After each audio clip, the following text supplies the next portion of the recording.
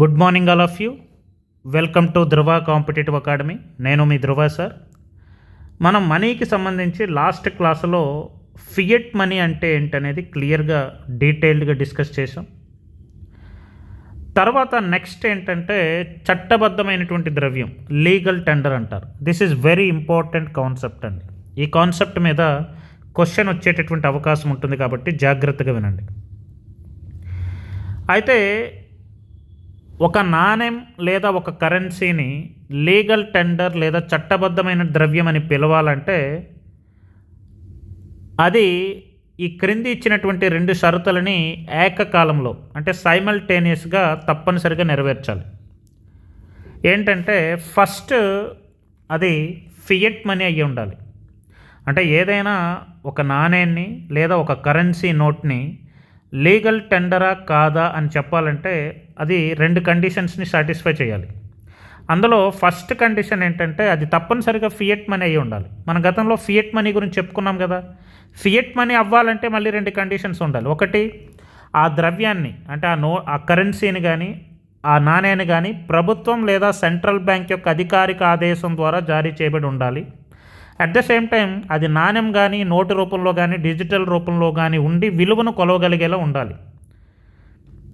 దాన్నే fiat money అంటారు. అయితే లీగల్ టెండర్ లేదా చట్టబద్ధమైన ద్రవ్యం అవ్వాలంటే 2 కండిషన్స్లో ఫస్ట్ కండిషన్ ఏంటంటే అది తప్పనిసరిగా ఫియట్ మనీ అయ్యి ఉండాలి. అంటే ఫియట్ మనీ అవ్వాలంటే గతంలో చెప్పినటువంటి 2 కండిషన్స్ సాటిస్ఫై చేయాలి. At the same time second condition ఏంటంటే అది దేశవ్యాప్తంగా అన్ని అప్పులు మరియు లావాదేవీలకు చట్టబద్ధంగా చెల్లుబాటు కావాలి. అంటే దేశంలో ఎవరైనా తమ అప్పులను తీర్చుకోవడానికి లేదా వస్తువులను కొనడానికి ఆ కరెన్సీ ఇస్తే అవతల వ్యక్తి దాన్ని తీసుకోవడానికి నిరాకరించకూడదు. This is very very important అండి. ఫర్ ఎగ్జాంపుల్ దీన్ని మీకు బెస్ట్ ఎగ్జాంపుల్తో ఎక్స్ప్లెయిన్ చేస్తాను. ఫర్ ఎగ్జాంపుల్ మన దగ్గర ప్రజెంట్ ఉన్నటువంటి 500 రూపాయలు నోటు తీసుకుందాం.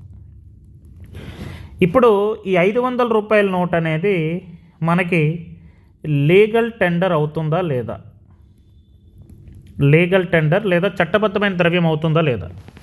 చట్టబద్ధమైన ద్రవ్యం లేదా లీగల్ టెండర్ అవ్వాలంటే 2 కండిషన్స్ని సాటిస్ఫై చేయాలి. ఒకటేంటంటే అది ఫియట్ మనీ అయ్యి ఉండాలి. ఫియట్ మనీ అయ్యి ఉండాలంటే ఇందులో మళ్ళీ 2 కండిషన్స్ ఉన్నాయి. మొదటి కండిషన్ ఏంటి, తప్పనిసరిగా అది సెంట్రల్ బ్యాంక్ కానీ లేదా ప్రభుత్వం కానీ ఆ యొక్క కరెన్సీని కానీ నాణ్యాన్ని కానీ జారీ చేసి ఉండాలి. ఇప్పుడు 500 రూపాయల నోటు మనకి భారతదేశ రిజర్వ్ బ్యాంక్ ఆఫ్ ఇండియా జారీ చేసినటువంటి కరెన్సీ నోటే కదా. కాబట్టి ఫియట్ మనీకి కావాల్సినటువంటి ఫస్ట్ కండిషన్ సాటిస్ఫై అయ్యింది. సెకండ్ కండిషన్ ఏంటి, అది నాణ్యం రూపంలో కానీ లేదంటే ఫిజికల్ కరెన్సీ రూపంలో కానీ లేదా డిజిటల్ కరెన్సీ రూపంలో కానీ ఉండాలి. ఇప్పుడు 500 రూపాయల నోటు ఏ విధంగా ఉంటుందండి, కరెన్సీ నోట్ రూపంలో ఉంది కాబట్టి ఇక్కడ ఫియట్ మనీకి కావాల్సినటువంటి 2 ఏంటంటే కండిషన్స్ని సాటిస్ఫై చేసింది కాబట్టి 500 రూపాయల నోట్ ఏమవుతుందండి, ఫియట్ మనీ అవుతుంది. తర్వాత లీగల్ టెండర్ అవ్వాలంటే కేవలం ఫియట్ మనీ అయితే సరిపోదు, అది తప్పనిసరిగా దేశంలో చెల్లింపులకు అనుమతించబడాలి. అంటే అప్పులు తీర్చడానికి కానీ అప్పులు ఇవ్వడానికి కానీ వస్తువులు కొనడానికి కానీ లేదా వస్తువులు అమ్ముకోవడానికి కానీ ఈ విధంగా దేశంలో జరిగేటటువంటి అన్ని లావాదేవీలకి ఆ యొక్క ద్రవ్యం అనేది అనుమతించబడాలి. ఇప్పుడు 500 రూపాయల నోటు ప్రస్తుతం ఉన్నటువంటి భారతదేశంలో ఉన్నటువంటి 500 రూపాయలు గతంలో ఉన్నటువంటి నోటు కాదు. ప్రజెంట్ 2016 డిమానిటైజేషన్ అయిన తర్వాత కొత్తగా 500 రూపాయల నోటు తీసుకొచ్చారు. ఇప్పుడు 500 రూపాయల నోట్ అనేది దేశంలో చెల్లింపులకు అనుమతించబడుతుందా లేదా, అనుమతించబడుతుంది. అంటే ఇక్కడ కండిషన్ 1 అనేది సాటిస్ఫై అయ్యింది, కండిషన్ 2 సాటిస్ఫై అయింది. కాబట్టి 500 రూపాయల నోట్ లీగల్ టెండర్ అవుతుందా లేదా, 100% లీగల్ టెండర్ అవుతుంది. కాబట్టి ఏదైనా ఒక ద్రవ్యం లీగల్ టెండర్ లేదా చట్టబద్ధ ద్రవ్యం అవ్వాలి అంటే ఒక కరెన్సీ నోటు కానీ ఒక డిజిటల్ కరెన్సీ కానీ లేదంటే ఒక నాణ్యం కానీ ఏది తీసుకున్నా అది లీగల్ టెండర్ అవ్వాలంటే తప్పనిసరిగా 2 కండిషన్స్ సాటిస్ఫై చేయాలి. ఒకటి, అది ఫియట్ మనీ అయ్యి ఉండాలి. రెండవది దేశంలో చెల్లింపులకి అనుమతించబడాలి. ఇప్పుడు 500 రూపాయల నోట్ని మనం ఎగ్జాంపుల్గా తీసుకుంటే 500 రూపాయల నోటు ఫియట్ మనీ అవుతుందా లేదా? అవుతుంది. ఎందుకంటే ఫియట్ మనీకి కావాల్సినటువంటి 2 కండిషన్స్ కూడా ఇది సాటిస్ఫై చేసింది. ఫస్ట్ కండిషన్ ఏంటి? సెంట్రల్ బ్యాంక్ కానీ ప్రభుత్వం కానీ జారీ చేసి ఉండాలి. 500 రూపాయల నోట్ని ఎవరు జారీ చేస్తారు? Central bank, reserve bank of India జారీ చేస్తుంది కాబట్టి ఇది first condition satisfied. Second condition, అది నాణ్యం రూపంలో కానీ, ఫిజికల్ కరెన్సీ రూపంలో కానీ, డిజిటల్ కరెన్సీ రూపంలో కానీ ఉండాలి. 500 రూపాయల నోటు కరెన్సీ రూపంలో ఉంది కాబట్టి ఇక్కడ ఈ 2 కండిషన్ సాటిస్ఫై కాబట్టి ఇది ఫియట్ మనీ అవుతుంది. తర్వాత కేవలం ఫియట్ మనీ అయితే సరిపోదు, చట్టబద్ధ ద్రవ్యం కావాలంటే సెకండ్ కండిషన్ కూడా కావాలి. ఏంటి? దేశంలో చెల్లింపులకు అనుమతించబడాలి. అంటే దాని అర్థం దేశవ్యాప్తంగా అప్పులకు కానీ లావాదేవీలకు కానీ చట్టబద్ధంగా చెల్లుబాటు కావాలి.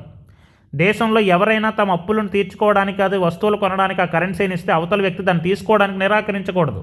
ఇప్పుడు 500 రూపాయల నోటు షాప్కి వెళ్ళి నువ్వేదో వస్తు సేవలను కొనుక్కున్నావు, ఏదో గ్రాసరీ కొనుక్కున్నావు, వాడు తప్పనిసరిగా దాన్ని తీసుకోవాలి. ఎందుకంటే భారత ప్రభుత్వ చట్టం చేసి మరీ ఈ 500 రూపాయల నోట్ అనేది దీనికి చట్టబద్ధం ఉంది కాబట్టి దీన్ని తీసుకోవాలి. వాడు నిరాకరిస్తే వాడు శిక్షార్హుడు అవుతాడు. కాబట్టి దేశంలో అన్ని అప్పులు లావాదేవీలకి చట్టబద్ధంగా చెల్లుబాటు అవుతూ అది ఫియట్ మనీ అయితే అది తప్పనిసరిగా ఏమవుతుందంటే లీగల్ టెండర్ అవుతుంది. This is very important concept అండి. ఈ కాన్సెప్ట్ అర్థమైతే మీకు ఏది లీగల్ టెండరు, ఏది లీగల్ టెండర్ కాదనేది మీకు అర్థమైపోతుంది. తర్వాత చివరిలో మీకు ఒక టేబుల్ వేసి ఇస్తాను.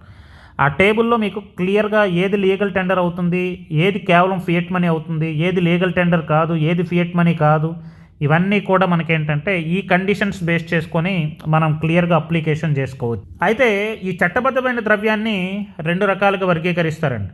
వెరీ ఇంపార్టెంట్ అండి. ఒకటి పరిమితమైన చట్టబద్ధమైన ద్రవ్యం, రెండోది అపరిమితమైనటువంటి చట్టబద్ధ ద్రవ్యం. పరిమితమైన అంటే లిమిటెడ్ లీగల్ టెండర్ అంటారు. అపరిమితమైన చట్టద్రవ్యం అంటే అన్లిమిటెడ్ లీగల్ టెండర్ అంటారు. పేర్లోనే ఉంది లిమిటెడ్ లీగల్ టెండర్. అంటే ఆ ద్రవ్యం అనేది చట్టబద్ధంగా అనుమతించబడుతుంది, కాకపోతే ఏంటంటే ఒక పరిమితికి లోబడి మాత్రమే అనుమతించబడుతుంది. ఇప్పుడు ఫర్ ఎగ్జాంపుల్ నువ్వు ఒక షాప్కి వెళ్ళావు, ఒక కారు కొనాలనుకున్నావు. ఆ కారు కొనడానికి ఒక 10 లక్షల రూపాయలు అయింది అనుకోండి. ఇప్పుడు ఆ 10 లక్షల రూపాయలకి మనం జనరల్గా ఏమి ఇస్తాం? 2000 రూపాయల నోట్లు, 500 రూపాయల నోట్లు, లేదంటే మహా కాకపోతే 100 రూపాయల నోట్ల కట్టలను ఇస్తాం.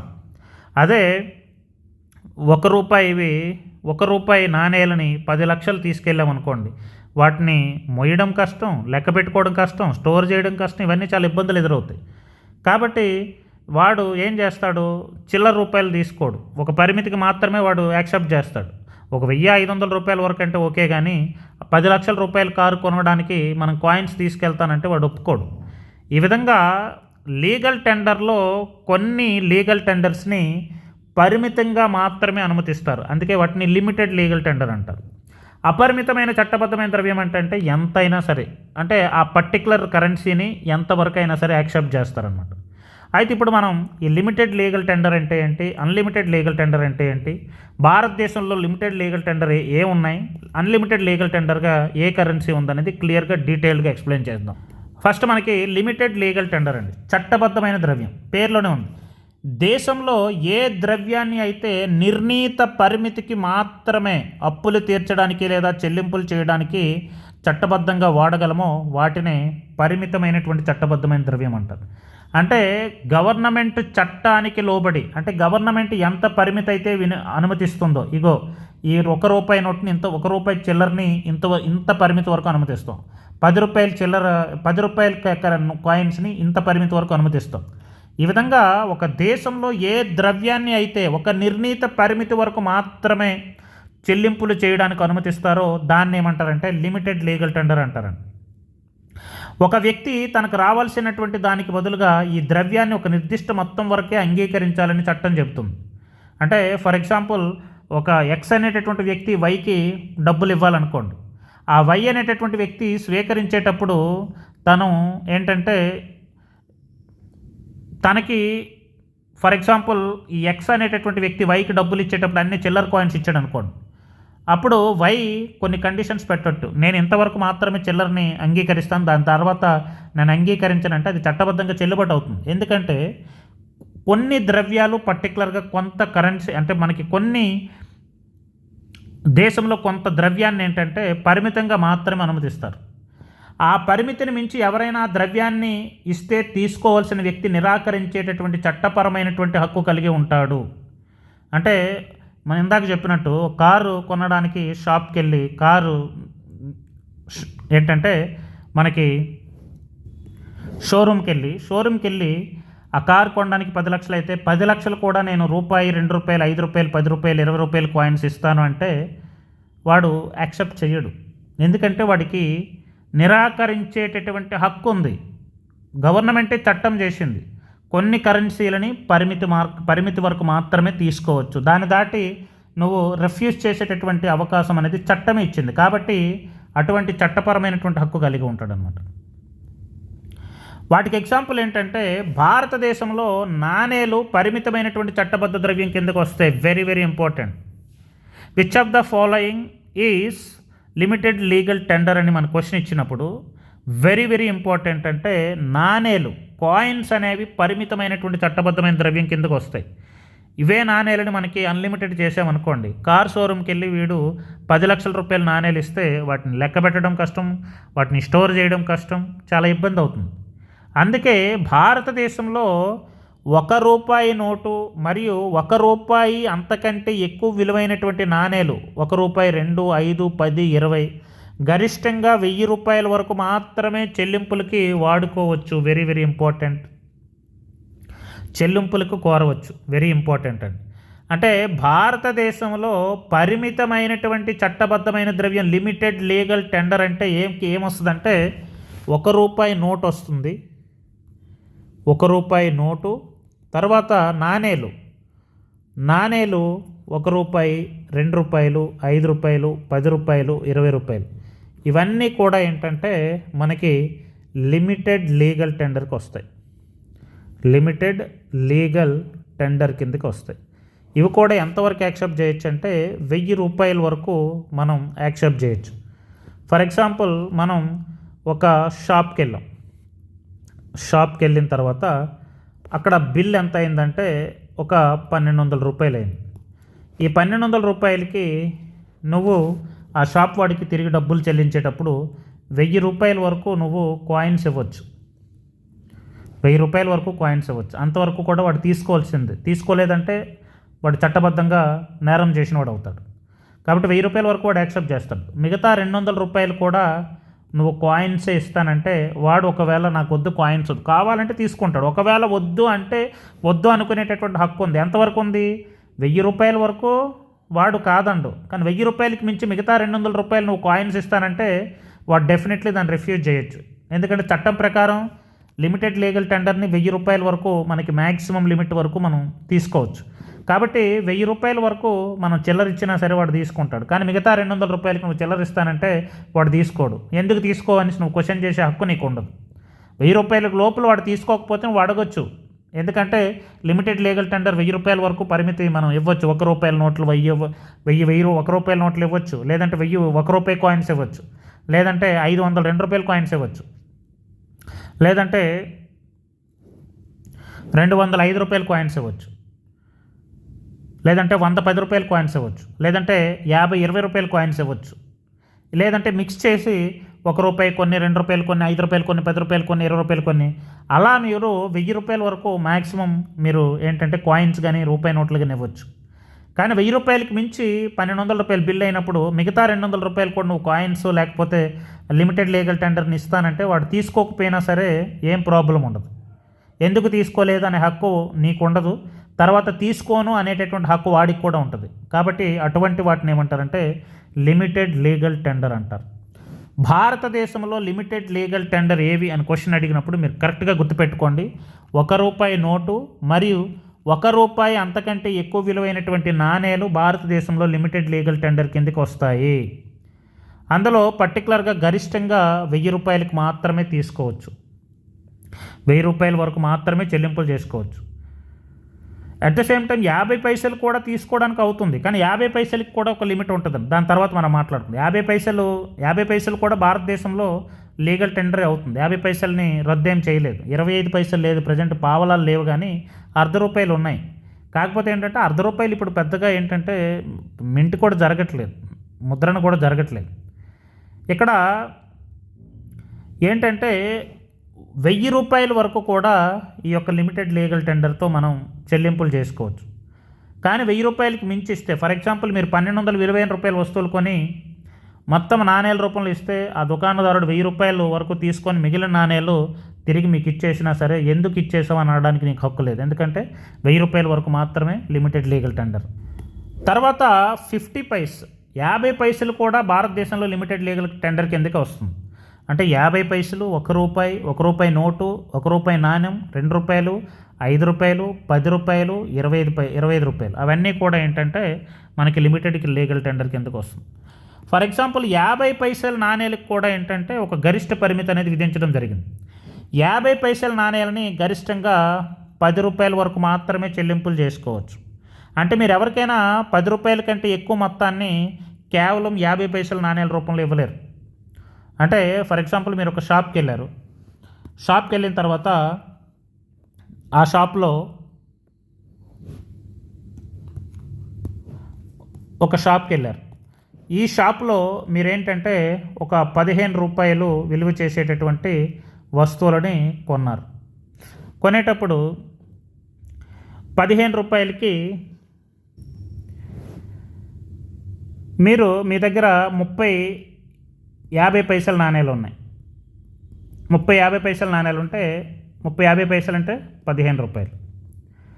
ఇప్పుడు ఈ 50 పైసల నాణ్యానికి మా నాణేలు తీసుకెళ్ళి మీరు షాప్కి ఇచ్చారు. షాప్కి ఇచ్చేటప్పుడు వాడు 30 కూడా నాకు వద్దు, కేవలం ₹10 వరకు మాత్రమే నేను తీసుకుంటాను, మిగతాది నాకు ₹5 అనేది ఆ రూపాయల్లోనో ₹2లోనో ₹5లోనో ఏదో విధంగా నాకు ఇచ్చేయని వాడు అడిగాడు అనుకోండి, తప్పనిసరిగా అలాగే ఇవ్వాలి. ఎందుకంటే 50 పైసల నాణేలు అనేవి మనకి ₹10 వరకు మాత్రమే అనుమతి ఉంటుంది.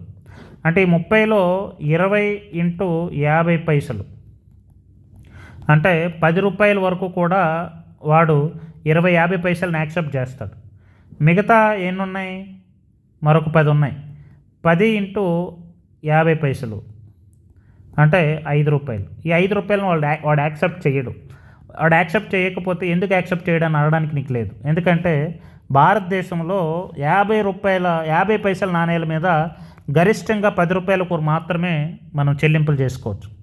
కాబట్టి మీరు ఎవరికైనా సరే ₹10 కంటే ఎక్కువ మొత్తాన్ని కేవలం 50 పైసల నాణేల రూపంలో ఇవ్వడానికి వీలు లేదు. తర్వాత 25 పైసలు అంతకంటే తక్కువ ఉన్నటువంటి నాణేలు భారతదేశంలో రద్దు చేశారు. భారత ప్రభుత్వం కాయినేజ్ యాక్ట్ ప్రకారం ఒక నోటిఫికేషన్ విడుదల చేసి 25 పైసలు మరియు అంతకంటే తక్కువ విలువ ఉన్నటువంటి నాణేలని జూన్ 30, 2011 నుంచి లీగల్ టెండర్ హోదా నుంచి తొలగించింది. అంటే ఆ తేదీ తర్వాత ఆ నాణేలను చెల్లింపుల కోసం వాడరాదు, తీసుకోవడానికి నిరాకరించవచ్చు. అంటే భారతదేశంలో నాణేలకి లీగల్ టెండర్ ఉండేటటువంటి నాణేలు ఏవి అని అడిగేటప్పుడు మీరు సింపుల్గా లీగల్ టెండర్ ఉండేటటువంటి నాణేలు ఏంటంటే, ఒకటి 50 పైసలు, రెండోది ₹1, మూడోది ₹2, నాలుగోది ₹5, ఐదోది ₹10, ఆరోది ₹20. ఈ కాయిన్స్ మాత్రమే భారతదేశంలో లీగల్ టెండర్, వీటిని యాక్సెప్ట్ చేస్తారు. కానీ 2011కి ముందు 25 పైసల నాణేలు కూడా 25 పైసలు, 10 పైసలు, 5 పైసలు, 2 పైసలు, 1 పైసా ఇలా మనకేంటంటే గతంలో మనం చిన్నప్పుడు చూసేవాళ్ళం. పైసలు 2 పైసలు, 1 పైసా, 5 పైసలు, 10 పైసలు, 20 పైసలు, 25 పైసలు ఇలా మనకేంటంటే నాణేలు ఉండేవి, సత్తు నాణేలు అంటారు. ఆ నాణేలు 25 పైసలు అంతకంటే తక్కువ ఉండేటటువంటి నాణేలన్నింటినీ కూడా 2011 నుంచి లీగల్ టెండర్ హోదా నుంచి తొలగించారు. ఏ చట్టం ప్రకారం? కాయినేజ్ యాక్ట్ 2011 ప్రకారం ఒక నోటిఫికేషన్ విడుదల చేసి 25 పైసలు మరి అంతకంటే తక్కువ విలువైనటువంటి నాణేలని తొలగించారు. గతంలో అయితే మనం చిన్నప్పుడు అంటే రూపాయికి వాల్యూ ఎక్కువ ఉండేది కాబట్టి ₹1కి 10 చాక్లెట్లు వచ్చాయి. ఇప్పుడు ₹1కి ఒక చాక్లెట్ కూడా రావట్లేదు. కాబట్టి అప్పట్లో ఉండేది కాబట్టి పైసలకు కూడా వాల్యూ ఉండేది. 5 పైసలు, 10 పైసలు, 20 పైసలు, 30 పైసలు, 20 పైసలకు ఒక గోలిపెక్కు ఉంటుంది, గోలికాయ వచ్చేది అప్పట్లో. ఇప్పుడు ఒక గోలికాయ కొనాలంటే ₹1, ₹2 పెడితే కానీ ఒక గోలికాయ రాదు. కాబట్టి అప్పట్లో మనకి ద్రవ్యానికి విలువ ఉండేది కాబట్టి ఆ పైసలు వాల్యూ ఉండేది. తర్వాత ద్రవ్యోల్బణం పెరిగింది, కరెన్సీ వాల్యూ తగ్గింది కాబట్టి ఈ చిన్న డినామినేషన్ పైసలు ఏవైతే ఉన్నాయో ఆ పైసల్ని చట్టబద్ధం కనేటువంటి చట్టబద్ధ ద్రవ్యం నుంచి ఏంటంటే ఆ పొజిషన్ని తొలగించారనమాట. ఎప్పటి నుంచి అంటే 2011 నుంచి. అంటే 2011 తర్వాత నుంచి నువ్వు ఒక షాప్కి వెళ్ళి 25 పైసలు నాణ్యం ఇస్తే వాడు తీసుకోడు. ఎందుకంటే అది లీగల్ టెండర్ నుంచి తొలగించారు. 25 పైసలు కానీ, 20 పైసలు కానీ, 10 పైసలు కానీ, 5 పైసలు, 2 పైసలు, 1 పైసా ఇవేవి కూడా ఏంటంటే తీసుకోరు. ఇప్పుడు ఇవేవి కూడా ఏంటంటే లీగల్ టెండర్ కాదు. Very very important. క్రింది వన్లో ఏది లిమిటెడ్ లీగల్ టెండర్ అన్నప్పుడు వాడు ఆప్షన్స్ ఇచ్చినప్పుడు ఏంటది పావల 25 పైసలు 10 పైసలతో పాటు 50 పైసలని ₹1 ₹2 గట్టి కలిపి ఇచ్చేస్తాడు. ఇచ్చేటప్పుడు కొంచెం జాగ్రత్తగా చూసుకోండి, లేదంటే మీరు కన్ఫ్యూజ్ అయ్యేటటువంటి అవకాశం ఉంటుందన్నమాట. ఇది మనకి లిమిటెడ్ లీగల్ టెండర్. తర్వాత నెక్స్ట్ ఏంటంటే అన్లిమిటెడ్ లీగల్ టెండర్. అపరిమిత చట్టబద్ధమైనటువంటి ద్రవ్యం. పేర్లోనే ఉంది. అన్లిమిటెడ్ అంటే ఎంతవరకైనా తీసుకోవచ్చు. అంటే ఒక దేశంలో ఏ ద్రవ్యాన్ని అయితే ఎంత పెద్ద మొత్తానికైనా ఎటువంటి గరిష్ట పరిమితి లేకుండా అప్పులు తీర్చడానికి, చెల్లింపులు చేయడానికి చట్టబద్ధంగా ఉపయోగించవచ్చు. దాన్ని ఏంటంటే అపరిమితమైనటువంటి చట్టబద్ధమైన ద్రవ్యం. నో మ్యాక్సిమం లిమిట్, ఎంత అయినా సరే చెల్లింపులు చేయొచ్చు. ఇది ఆర్బీఐ యాక్ట్ 1934 ప్రకారం ఆర్బీఐ జారీ చేసేటువంటి ప్రతి నోటు దేశవ్యాప్తంగా అపరిమితమైనటువంటి చట్టబద్ధమైనటువంటి ద్రవ్యం కలిగి ఉంటుంది. ఇప్పుడు ఇందులో ₹1 నోట్ వస్తుందంటే రాదు. ఎందుకంటే ₹1 నోట్ అనేది ఎవరు జారీ చేస్తారు? గవర్నమెంట్ జారీ చేస్తుంది. మినిస్ట్రీ ఆఫ్ ఫైనాన్స్ కింద మనకి గవర్నమెంట్ జారీ చేస్తుంది, భారత ప్రభుత్వం జారీ చేస్తుంది. కాబట్టి ₹1 నోట్ అనేది లిమిటెడ్ లీగల్ టెండరా అన్లిమిటెడ్ లీగల్ టెండర్ అంటే వెరీ వెరీ ఇంపార్టెంట్. అది లిమిటెడ్ లీగల్ టెండర్. ఎందుకంటే అది ఇక్కడ మనకు క్వశ్చన్ చూడండి. ఆర్బీఐ యాక్ట్ ప్రకారం ఆర్బీఐ జారీ చేసే ప్రతి నోటు అంటే ఇందులో ₹1 వస్తుందేంటి? రాదు. ఎందుకు రాదంటే ₹1 నోటుని ఎవరు జారీ చేస్తారు? భారత ప్రభుత్వం జారీ చేస్తుంది. దాని మీద ఆర్థిక శాఖ కార్యదర్శి సంతకం ఉంటుంది, ఆర్బీఐ గవర్నర్ సంతకం ఉండదు. కాబట్టి అపరిమితమైన చట్టబద్ధ ద్రవ్యం అంటే ₹1 నోటు మినహాయించి మిగిలిన నోట్లన్నీ కూడా, కరెన్సీ నోట్లన్నీ కూడా భారతదేశంలో ఆర్బీఐ జారీ చేస్తుంది. కాబట్టి ఆర్బీఐ యాక్ట్ 1934 ప్రకారం రిజర్వ్ బ్యాంక్ ఆఫ్ ఇండియా దేశంలో రిలీజ్ చేసినటువంటి ప్రతి నోటు కూడా అపరిమితమైనటువంటి చట్టబద్ధమైన ద్రవ్యం అవుతుంది, అన్లిమిటెడ్ లీగల్ టెండర్ అవుతుంది. అంటే ఆ ద్రవ్యాన్ని మనం దేశంలో చెల్లింపులు చేయడానికి గరిష్ట పరిమితి లేకుండా ఎంతవరకైనా సరే మనం చెల్లింపులు చేయాలి. చట్టం ప్రకారం ఒక వ్యక్తి తన బాకీని తీర్చడానికి ఈ ద్రవ్యం ఎంత మొత్తంలో ఇచ్చినా సరే తీసుకునే వ్యక్తి దాన్ని నిరాకరించడానికి వీల్లేదు. అంటే 2 లక్షలు ఇచ్చినా, 1,00,000 ఇచ్చినా, 1000 ఇచ్చినా, 10,000 ఇచ్చినా, ఎంత ఇచ్చినా సరే నువ్వు ఒక షాప్కి వెళ్ళి ఒక ₹50,000 విలువైనటువంటి వస్తువులు కొన్నావు. వస్తువులు కొనేటప్పుడు ఈ అన్లిమిటెడ్ లీగల్ టెండర్ మనకి రూపాయలు, ₹20 ఇలాంటి కాయిన్స్ కాకుండా మిగతా నోట్ల రూపంలో ఆర్బీఐ జారీ చేసేటటువంటి నోట్ల రూపంలో ₹10 కట్టలన్నీ ఇచ్చాడు అనుకోండి తీసుకోవాల్సింది, ₹20 కట్టలన్నీ ఇచ్చాడు అనుకోండి తీసుకోవాల్సింది, ₹50, ₹100 అలా చిల్లర ఇచ్చినా సరే తీసుకోవాలి. ఎందుకంటే దానికి అన్లిమిటెడ్ లీగల్ టెండర్ హోదా ఉంది కాబట్టి. ఇప్పుడు ₹10 నోట్లు, 10 లక్షల రూపాయలకి కారు కొన్నావు. కారు కొనేటప్పుడు వాడికి ₹10 నోట్లే ఇస్తానంటే నేను తీసుకోనంటే అవ్వదు. ఎందుకంటే డెఫినెట్లీ తీసుకోవాలి. ఎందుకంటే అది అన్లిమిటెడ్ లీగల్ టెండర్, నువ్వు ఎంతకైనా సరే యాక్సెప్ట్ చేయాల్సిందే. కాబట్టి చట్టం ప్రకారం ఒక వ్యక్తి తన బాకీని తీర్చడానికి ఈ ద్రవ్యాన్ని ఎంత మొత్తంలో ఇచ్చినా తీసుకునే వ్యక్తి దాన్ని నిరాకరించకూడదు. ఒకవేళ ఎవరైనా ఈ ద్రవ్యాన్ని తీసుకోవడానికి, అన్లిమిటెడ్ లీగల్ టెండర్ని తీసుకోవడానికి నిరాకరిస్తే చెల్లించే వ్యక్తి తన బాధ్యత నుంచి విముక్తుడైనట్లు చట్టం పరిగణిస్తుంది. తీసుకునే వ్యక్తిపై చట్టపరమైనటువంటి చర్యలు తీసుకునేటటువంటి అవకాశం ఉంటుంది. తీసుకోను అంటే డెఫినెట్లీ చట్టపరమైనటువంటి చర్యలు తీసుకోవచ్చు. లీగల్ టెండర్ పరంగా నోట్లకు పరిమితి లేకపోయినప్పటికీ ఆదాయ పన్ను చట్టం ప్రకారం కొన్ని పరిమితులు ఉంటాయి. అంటే ఇప్పుడు ఫర్ ఎగ్జాంపుల్ బ్యాంకులో నువ్వు డైరెక్ట్గా క్యాష్ ట్రాన్సాక్షన్ అనేది ఒక 2 లక్షల కంటే ఎక్కువ చేయరు. 2 లక్షల కంటే ఎక్కువ చేయాలంటే నువ్వు నెఫ్టో లేకపోతే ఆర్టీజీఎస్ఓ లేకపోతే ఇతర పద్ధతులను వాడాలి. అలాంటివి ఏంటంటే దేశంలో బ్లాక్ మనీని అదుపు చేయడానికి వాళ్ళు క్యాష్ తీసుకోడు. కానీ నువ్వు ఆన్లైన్లో అదే అమౌంట్ని ఆన్లైన్లో పర్టికులర్గా వేసి డిజిటల్గా చెల్లించవచ్చు అనమాట. కానీ కరెన్సీ నోట్ల యొక్క లీగల్ టెండర్ హోదాని ఇది తగ్గించదు. అంటే నాకు 2 లక్షల వరకే నువ్వు తీసుకుంటున్నారు, ఇది లీగల్ టెండర్ కదా, అన్లిమిటెడ్ లీగల్ టెండర్ కదా, నువ్వెందుకు తీసుకో అనడానికి లేదు. తీసుకుంటాడు, కానీ నీకు వేరే మెథడ్ చెప్తాడు. నెఫ్ట్లోనో లేకపోతే ఆర్టీజీఎస్లోనో చెయ్యు. ఎందుకంటే అంత పెద్ద డబ్బు నీకు ఎక్కడి నుంచి వచ్చింది, అని తెలుసుకోవాలనంటే చట్టబద్ధంగా ఏంటంటే ఆన్లైన్ ట్రాన్సాక్షన్ జరిగితే నీకు పాన్ కార్డు లేకపోతే ఇతరత్ర అవన్నీ కూడా లింక్ అయి ఉంటుంది కాబట్టి అక్కడ నీకు వచ్చేటటువంటి డబ్బు అనేది ఏంటంటే చట్టపరమైనటువంటి మార్గాల్లో వచ్చిందా లేదా అవినీతి మార్గాల్లో వచ్చిందా అని తెలుసుకోవడానికి వాళ్ళు లిమిట్స్ పెడతారు బ్యాంక్ వాళ్ళు. కానీ నువ్వు అదే అమౌంట్ని కొన్ని కోట్లు ట్రాన్సాక్షన్ చేయాలనుకున్నా సరే నెఫ్ట్, ఆర్టీజీఎస్ లాంటి పద్ధతులతో వాడుకోవచ్చు, ఎంతైనా వాడు తీసుకుంటాడు. కానీ ఆదాయ పన్ను చట్టం ప్రకారం కొన్ని పరిమితులు అనేది గవర్నమెంట్ విధిస్తుంది. కానీ ఆ పరిమితులు విధించినంత మాత్రాన అది అన్లిమిటెడ్ లీగల్ టెండర్కి కిందకి రాకుండా పోదు. కాబట్టి అంటే ఆర్బీఐ చేసేటటువంటి చట్టాల ప్రకారం లేదంటే గవర్నమెంట్ చేసేటటువంటి ఇన్కమ్ ట్యాక్స్ చట్టాల ప్రకారం కొంత పరిమితికి లోబడి నగదు బదిలీ చెల్లింపులు జరగకపోవచ్చు, కానీ డిజిటల్ ట్రాన్సాక్షన్స్ జరుగుతాయి అన్నమాట. ఇది మనకి లీగల్ టెండర్. లీగల్ టెండర్లో limited legal tender, unlimited legal tender. Limited legal tender కిందకి మనకి ఏమొస్తాయి? ₹1 నోటు, అదేవిధంగా కాయిన్స్ 50 పైసలు, అదేవిధంగా 20 పైసల వరకు కాయిన్స్ అన్నీ కూడా లిమిటెడ్ లీగల్ టెండర్స్ వరకు కిందకు వస్తాయి. ఈ 50 పైసలు తప్పి మిగతావన్నీ కూడా ₹1000 వరకు అనుమతి ఉంటుంది. దాని తర్వాత తప్పనిసరిగా ఏంటంటే వాడు అన్లిమిటెడ్ లీగల్ టెండర్నే తీసుకుంటాడు. అది 50 పైసలు మాత్రం ₹10 వరకు మాత్రమే లిమిట్ ఉంటుంది, అంతకు మించి 50 పైసలు నాణేలు ఇవ్వడానికి లేదు. అన్లిమిటెడ్ లీగల్ టెండర్ అంటే ఆర్బీఐ రిలీజ్ చేసేటటువంటి జారీ చేసే ప్రతి కరెన్సీ నోట్ ₹1 కాకుండా, ₹1 నోట్ అనేది గవర్నమెంట్ రిలీజ్ చేస్తుంది కాబట్టి ₹1 నోటు కాకుండా మిగిలిన నోట్లన్నీ కూడా భారతదేశంలో అన్లిమిటెడ్ లీగల్ టెండర్ కిందకు వస్తాయి. This is very very important topic అండి. కరెక్ట్గా అర్థమైతే మీకు ఈజీగా గుర్తుపట్టడానికి అవకాశం ఉంటుంది ఏది లీగల్ టెండర్, ఏది లీగల్ టెండర్ కాదని. ఇక్కడ మనకి భారతదేశంలో ఏవి లీగల్ టెండర్ కాదు అని చెప్పడానికి ఒక టేబుల్ అనేది ఇక్కడ మీకు వేయడం జరిగింది. ఇది మీకు అర్థమైతే మీకు క్లియర్గా అర్థమవుతుంది. ఇక్కడ నేను 1 2 3 4 5 6 కాలమ్స్ ఇచ్చాను. అయితే మనం ముందే చెప్పుకున్నాం, ఏదైనా ఒక కరెన్సీ లేకపోతే ఒక నాణ్యం కానీ లేదంటే ఒక డిజిటల్ కరెన్సీ కానీ ఏదైనా లీగల్ టెండర్ అవ్వాలంటే ఫస్ట్ అది ఫియట్ మనీ అవ్వాలి. ఫియట్ మనీ అవ్వాలంటే మళ్ళీ 2 కండిషన్స్ ఉంటాయని ముందే చెప్పుకున్నాం. అంటే ఫియట్ మనీకి కావాల్సినటువంటి 2 కండిషన్స్ని సాటిస్ఫై చేయాలి. అట్ ద సేమ్ టైం చివరి కండిషన్ అయినటువంటి మొత్తం భారతదేశంలో లావాదేవీలు జరగడానికి కావాల్సినటువంటి పరిస్థితులు ఉండాలి.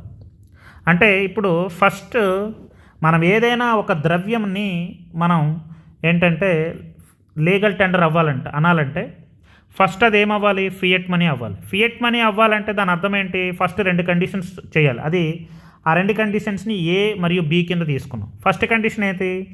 ఇది ఫిజికల్ కాయిన్ రూపంలోనైనా ఉండాలి, లేదా ఫిజికల్ కరెన్సీ నోట్ రూపంలో ఉండాలి, లేదంటే డిజిటల్ కాయిన్ అంటే విలువ కలిగేటటువంటి డిజిటల్ కరెన్సీ రూపంలోకైనా ఉండాలి. ఇది ఫస్ట్ కండిషన్. సెకండ్ కండిషన్ ఏంటంటే బి కింద చూస్తే ఇది సెంట్రల్ బ్యాంక్ లేదా గవర్నమెంట్ లేదా రాజు లేదా జారీ చేసిందా లేదా. అప్పుడు ఏ మరియు బి 2 సాటిస్ఫై చేస్తే అది ఫియట్ మనీ అవుతుంది. ఇక్కడ క్లియర్గా చూసాను, A+B 2 మనం ఎస్ అయితే అది ఫియట్ మనీ అవుతుంది. నెక్స్ట్ లీగల్ టెండర్ అవ్వాలంటే ఏం కావాలి? ఫస్ట్ ఫియట్ మనీ అయి ఉండాలి. ఫియట్ మనీ అయి ఉండాలంటే A+B మనకు ఓకే అయి ఉండాలి. అంటే ఫస్ట్ ఫియట్ మనీ అయి ఉండాలి. ఫియట్ మనీని మనం సి అనుకున్నాం. తర్వాత లీగల్ టెండర్ అవ్వాలంటే ఫియట్ మనీతో పాటు ఇంకొక కండిషన్ ఏం కావాలి? దేశంలో చట్టబద్ధంగా లావాదేవీలు జరగడానికి భారతదేశంలో కాయినేజ్ యాక్ట్ ప్రకారం కానీ ఆర్బీఐ యాక్ట్ ప్రకారం కానీ చట్టబద్ధంగా చెల్లుబాటు జరగాలి. అంటే దాని అర్థం ఏంటి? భారతదేశంలో చట్టబద్ధంగా చెల్లుబాట్లు జరిపించడానికి అనుమతి ఉండాలి. అప్పుడు మనకి అది లీగల్ టెండర్ అవుతుందా లేదని చెప్పగలం. లీగల్ టెండర్ అవుతుందా లేదంటే ఫస్ట్ అది ఫియట్ మనీ అవ్వాలి. ఫియట్ మనీ అవ్వాలంటే సి సాటిస్ఫై అయి ఉండాలి. లేదా నెక్స్ట్ రెండో కండిషన్ ఏంటి? లావాదేవీలు జరగడానికి సిద్ధంగా ఉండాలి. C+D ఓకే అయితే అప్పుడు అది లీగల్ టెండర్ అవుతుంది. ఇప్పుడు ఒక్కొక్క దాన్ని మనం ఎగ్జాంపుల్ తీసుకుందాం. ఫర్ ఎగ్జాంపుల్ ఇండియన్ రూపాయలు అంటే ₹1 నుంచి ₹2, ₹5, ₹10, ₹20, ₹50, ₹100, $200, $500, $1000 ఇవన్నీ కూడా ఏంటంటే Indian currency notes. Indian currency నాణేలు కానీ నోట్లు కానీ ఇటీవల మనకి reserve bank of India release చేసినటువంటి సెంట్రల్ బ్యాంక్ డిజిటల్ కరెన్సీ కానీ మనకి సెంట్రల్ బ్యాంక్ డిజిటల్ కరెన్సీని కూడా మనకి ఇటీవల ప్రవేశపెట్టారు. రూపీ అంటారు. ఆ సెంట్రల్ బ్యాంక్ డిజిటల్ కరెన్సీ కానీ ఇండియన్ రూపాయలు కానీ నాణేలు కానీ నోట్లు కానీ ఇవన్నీ కూడా మనకి ఇండియన్ కరెన్సీ కిందకు వస్తుంది. అయితే ఈ ఇండియన్ కరెన్సీలు అవన్నీ కూడా ఏంటి లీగల్ టెండర్ అవుతుందా లేదా మనం ఒకసారి చూద్దాం. ఫస్ట్ కండిషన్ ఏంటి, భౌతికంగా కాయిన్ రూపంలో ఉండాలి, లేదా నోట్ రూపంలో ఉండాలి, లేదా డిజిటల్ కాయిన్ రూపంలో ఉండాలి.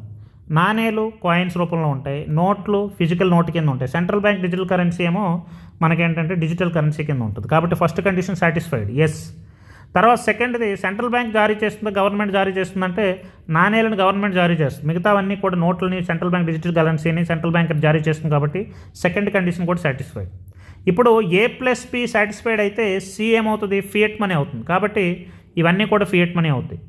తర్వాత ఇది లీగల్ టెండర్ అవ్వాలంటే ఫియట్ మనీతో పాటు లావాదేవీలు జరపడానికి చట్టబద్ధంగా చెల్లుబాటు అయి ఉండాలి. కాబట్టి ఇప్పుడు భారతదేశంలో ఇప్పుడు ప్రజెంట్ చట్టబద్ధంగా మనకి చలామణిలో ఉండేటటువంటి అన్ని నోట్లు కూడా లావాదేవీలు జరపడానికి సిద్ధంగా ఉన్నాయి, అంటే చెల్లుబాటు అవుతున్నాయి. ₹1 నోటు, ₹2, ₹5, ₹50, ₹20, ₹10, ₹100, ₹500, ₹200, ₹2000 నోట్లు, ఇవన్నీ కూడా ఏంటంటే భారతదేశంలో లావాదేవీలు జరపడానికి చట్టబద్ధంగా చెల్లుబాటు అవుతున్నాయి. కాబట్టి ఇక్కడ సి అంటే ఫియట్ మనీ అవుతున్నాయి, చెల్లుబాట్లు జరుగుతున్నాయి. కాబట్టి ఇది లీగల్ టెండర్ అవుతుందా లేదంటే లీగల్ టెండర్ అవుతాయి. అంటే భారతదేశంలో ఉండేటటువంటి ఇండియన్ కరెన్సీ అంతా కూడా ప్రజెంట్ మనకి లీగల్ టెండర్ కిందకు వస్తాయి. తర్వాత రద్దు చేసినటువంటి ₹500, ₹1000 నోట్లు లీగల్ టెండర్ అవుతాయి లేదో ఒకసారి చెక్ చేద్దాం. రద్దు చేసినట్టు ₹500 నోట్లు ఫిజికల్ కరెన్సీ రూపంలో ఉన్నాయి కదా, ఎస్. ఫస్ట్ ఏ సాటిస్ఫైడ్. తర్వాత వీటిని సెంట్రల్ బ్యాంక్ కానీ గవర్నమెంట్ జారీ చేసిందంటే ఎస్, సెంట్రల్ బ్యాంకే జారీ చేసింది. ₹500, ₹1000 నోట్లు రిజర్వ్ బ్యాంక్ జారీ చేసింది. అంటే రద్దు చేసినటువంటి ₹500, ₹1000 నోట్లు ఫియట్ మనీ అవుతాయంటే ఎస్, ఫియట్ మనీ అవుతాయి. కానీ అవి లీగల్ టెండర్ అవ్వాలంటే లావాదేవీలు జరపడానికి చట్టబద్ధంగా చెల్లుబాటు అవ్వాలి. ₹500 నోట్లు, ₹1000 నోట్లు రద్దు చేశారు. రద్దు చేసిందంటే గవర్నమెంట్ వాటిని వెనక్కి తీసుకుందంటే దాని అర్థం ఏంటి, ఇప్పుడు పాత ₹500, ₹1000 నోట్లు వెళ్ళి షాప్కి వెళ్ళి ఇస్తే వాడు తంతాడు, ఎందుకంటే వాటిని రద్దు చేశారు, వాడు తీసుకోడు. చట్టబద్ధంగా చెల్లుబాట్లకి ఒప్పుకోవట్లేదు. కాబట్టి ఈ కండిషన్ సాటిస్ఫై అవ్వలేదు. ఫియట్ మనీ అయినంత మాత్రాన కేవలం లీగల్ టెండర్ అవుతుందా, అవ్వదు. ఫియట్ మనీతో పాటు చట్టబద్ధంగా చెల్లుబాట్లకి అనుమతించబడవు. కాబట్టి ఇది ఫైనల్గా ఏమవుద్దండి, లీగల్ ఫియట్ మనీ అవుతుంది కానీ లీగల్ టెండర్ అవ్వదు. Very very important. రద్దు చేసినటువంటి ₹500, ₹1000 నోట్లు భారతదేశంలో మనకి ఫియట్ మనీ కింద అవుతాయి కానీ లీగల్ టెండర్ కిందకి రావు. ఎందుకంటే అవి భారతదేశంలో అప్పులు తీర్చడానికి కానీ, చెల్లించడానికి కానీ, వస్తు సేవలు కొనుగోలు చేయడానికి కానీ, అమ్మడానికి కానీ, ఎటువంటి చెల్లింపులకు కానీ అవి చెల్లుబాటు కావు. కాబట్టి అవి లీగల్ టెండర్ కాదు. Very important. తర్వాత dollars, yuan, yen, euro. Dollar అంటే American currency, yuan China currency, yen అంటే జపాన్ కరెన్సీ, యూరో అంటే యూరోపియన్ యూనియన్ కరెన్సీ. ఇవన్నీ కూడా లీగల్ టెండర్ అవుతాయా లేదా, ఫియట్ మనీ అవుతాయా లేదా చెక్ చేద్దాం. First dollars, yuan, yen, euro ఇవన్నీ ఎలా ఉంటాయండి, పేపర్ కరెన్సీ లేదా కాయిన్స్ రూపంలో ఉంటాయి కదా, yes. First condition satisfied. Second condition ఏంటి, వీటిని సెంట్రల్ బ్యాంక్ కానీ గవర్నమెంట్ కానీ జారీ చేసి ఉండాలి. ఆయా ప్రభుత్వాల యొక్క సెంట్రల్ బ్యాంకో లేకపోతే గవర్నమెంట్ జారీ చేసినవే కదా. కాబట్టి మొదటి 2 కండిషన్ సాటిస్ఫై చేశాయి. కాబట్టి ఇవన్నీ కూడా ఫియట్ మనీ అవుతాయి లేదా, yes, these are all fiat money.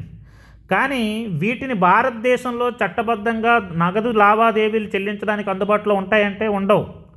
ఎందుకంటే డాలర్ తీసుకొని భారతదేశంలో తీసుకురావాలంటే వాటిని ఏం చేయాలి, మళ్ళీ ఈ కరెన్సీలు మార్పిడి చేసేటటువంటి ప్లేసెస్కి వెళ్ళి అక్కడ ఆ డాలర్స్ని మన ఇండియన్ రూపీస్లోకి కన్వర్ట్ చేసుకుంటేనే ఇక్కడ మనకు వాడడానికి అవుతాయి.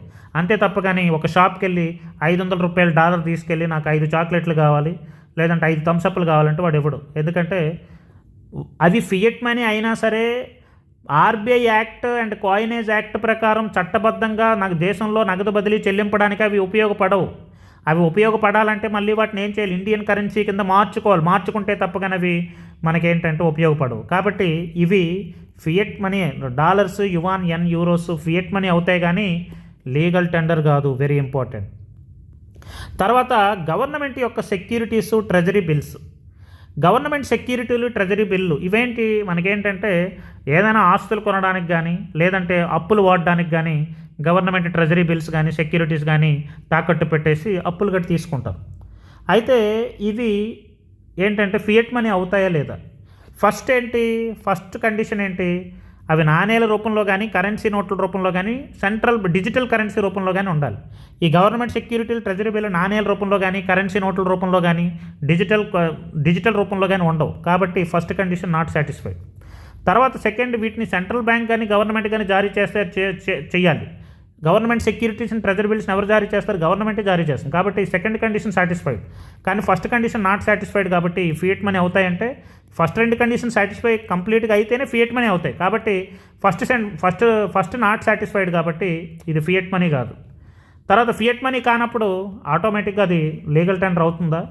ఫియట్ మనీయే కానప్పుడు legal tender, first condition satisfied కానప్పుడు ఆటోమేటిక్గా అది ఏంటి? తర్వాత వీటిని దేశంలో నగదు బదిలీ చెల్లింపులకు ఉపయోగపడతాయంటే ఉపయోగపడవు. కాబట్టి ఈ గవర్నమెంట్ సెక్యూరిటీలు ట్రెజరీ బిల్లు ఏంటంటే neither fiat money nor legal tender. అంటే ఇవి ఫియట్ మనీ కాదు, లీగల్ టెండర్ కూడా కాదు.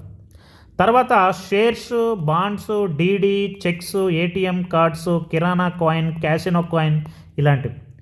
వీటిని ఫస్ట్ కండిషన్ చూడండి. వీటిని డిజిటల్ కరెన్సీ రూపంలో ఉంటాయా, లేదా కాయిన్స్ రూపంలో ఉంటాయా, లేదంటే వీటిని ఏంటది పేపర్ కరెన్సీ రూపంలో ఉంటాయంటే ఏ రూపంలో ఉంటాయి? షేర్స్ నాణేల రూపంలో కానీ, లేదంటే డిజిటల్ రూపంలో కానీ, డిజిటల్ కరెన్సీ రూపంలో కానీ, లేదంటే కరెన్సీ నోట్ల రూపంలో ఉండవు. బాండ్స్ కానీ, డీడీస్ కానీ, చెక్స్ కానీ, ఏటీఎం కార్డ్స్ కానీ, అదేవిధంగా మనకి డెబిట్ కార్డ్స్ కానీ, క్రెడిట్ కార్డ్స్ కానీ, కిరాణా కాయిన్, క్యాసినో కాయిన్ ఇలాంటివన్నీ కూడా ఏంటంటే మనం అనుకున్నటువంటి ఫస్ట్ కండిషన్ నాణేల రూపంలో కానీ, కరెన్సీ రూపంలో కానీ, డిజిటల్ కరెన్సీ రూపంలో కానీ ఉండవు. కాబట్టి ఫస్ట్ కండిషన్ నాట్ సాటిస్ఫైడ్. తర్వాత వీటిని గవర్నమెంట్ జారీ చేస్తుందంటే గవర్నమెంట్ జారీ చేయదు. షేర్స్, బాండ్స్ ఇవన్నీ కూడా డీడీస్, చెక్స్ ఇవన్నీ గవర్నమెంట్ జారీ చేయదు, లేదంటే సెంట్రల్ బ్యాంక్ జారీ చేయదు. కాబట్టి సెకండ్ కండిషన్ కూడా నాట్ సాటిస్ఫైడ్. ఈ రెండు కండిషన్ నాట్ సాటిస్ఫై అయినప్పుడు ఇది ఫియట్ మనీ అవుతుందా అవదా? కాదు. ఫియట్ మనీ అవ్వదు. తర్వాత నగదు చెల్లింపులకి ఉపయోగపడవు కదా? కాదు. కాబట్టి ఇవి ఏంటంటే లీగల్ టెండర్ కూడా కాదు. అంటే భారతదేశంలో shares, bonds, DD, cheques, ATMs, కిరాణా కార్డ్స్ ఇవన్నీ కూడా ఏంటంటే మనకి లీగల్ టెండర్ కాదు, ఫియట్ మనీ కాదు. తర్వాత మార్షల్ ఐలాండ్ విడుదల చేసినటువంటి ఎస్ఓవి. మార్షల్ ఐలాండ్ మరియు వెనిజులా దేశాలు ప్రపంచంలో మొట్టమొదటిసారిగా బ్లాక్ చైన్ టెక్నాలజీతో పనిచేసేటటువంటి ఈ బిట్ కాయిన్స్ రూపంలో ఉండేటటువంటి డిజిటల్ కరెన్సీని, వర్చువల్ కరెన్సీస్ని తమ దేశం యొక్క అధికారిక వర్చువల్ కరెన్సీగా వారికి అవి అంగీకరించారు. ఫర్ ఎగ్జాంపుల్ మార్షల్ ఐలాండ్కి ఎస్ఓవి ఇది వాళ్ళ యొక్క అధికారిక వర్చువల్ కరెన్సీ. ఈ వర్చువల్ కరెన్సీ దీన్నే సావరెన్ కరెన్సీ అంటారు. ఈ మార్షల్ ఐలాండ్ విడుదల చేసినటువంటి కరెన్సీ, ఈ యొక్క వర్చువల్ కరెన్సీ కానీ వెనిజులా పెట్రో కాయిన్ అని, ఇది ఒక బిట్ కాయిన్ టైప్లో, bit coin, light coin, oil coin అని మనకి వర్చువల్ కరెన్సీస్ ఉంటాయి కదా, block chain technology based technologies. మీకు బ్లాక్ చైన్ టెక్నాలజీ గురించి సైన్స్ అండ్ టెక్నాలజీలు ఇన్డెప్త్ డీటెయిల్గా మీకు ఎక్స్ప్లెయిన్ చేశాను. ఆ బ్లాక్ చైన్ టెక్నాలజీ బేస్డ్గా ఉండేటటువంటి ఈ డిజిటల్ కరెన్సీస్ ఏవైతే ఉన్నాయో వీటిని భారతదేశంలో అవి చట్టబద్ధంగా ఆమోదించలేదు. భారతదేశం సెంట్రల్ బ్యాంక్ డిజిటల్ కరెన్సీ, ఈ బ్లాక్ చైన్ టెక్నాలజీ బేస్డ్గా ఉండేటటువంటి ఒక సెంట్రల్ బ్యాంక్ డిజిటల్ కరెన్సీని యాక్సెప్ట్ చేసింది. కాబట్టి భారతదేశంలో ఈ సెంట్రల్ బ్యాంక్ డిజిటల్ కరెన్సీ అనేది లీగల్ టెండర్ అవుతుంది. కానీ మార్షల్ ఐలాండ్ ఈ వర్చువల్ కరెన్సీస్ని, బిట్ కాయిన్స్ లాంటి బ్లాక్ చైన్ టెక్నాలజీతో పనిచేసేటటువంటి వర్చువల్ కాయిన్స్ని మార్షల్ ఐలాండ్ ఎస్ఓవి కానీ, వెనిజులా పెట్రో కానీ వాళ్ళ అఫీషియల్గా యాక్సెప్ట్ చేశారు. ఇందులో మనకి ఫియట్ మనీ అవ్వాలంటే ఫస్ట్ ఆప్షన్ ఏంటి? ఫిజికల్ కాయిన్ రూపంలో ఉండాలి, లేదంటే కరెన్సీ రూపంలో ఉండాలి, లేదా డిజిటల్ కాయిన్ రూపంలో ఉండాలి. ఇవి డిజిటల్ కాయిన్స్ రూపంలో ఉన్నాయి కాబట్టి ఫస్ట్ కండిషన్ సాటిస్ఫైడ్ అండి. సెకండ్ కండిషన్ ఏంటి? అది గవర్నమెంట్ లేదా సెంట్రల్ బ్యాంక్ జారీ చేసి ఉండాలి. ఇది మార్షల్ ఐలాండ్ ప్రభుత్వం అధికారికంగా జారీ చేసినాయి. వెనిజులా పెట్రో కాయిన్ కూడా అధికారికంగా జారీ చేసింది కాబట్టి గవర్నమెంట్ ఏంటంటే యాక్సెప్టెన్స్ ఉంది కాబట్టి ఇది మార్షల్ ఐలాండ్ ఎస్ఓవి కానీ, వెనిజులా పెట్రో కాయిన్ కానీ ఏమవుతాయి? ఫియట్ మనీ అవుతాయి.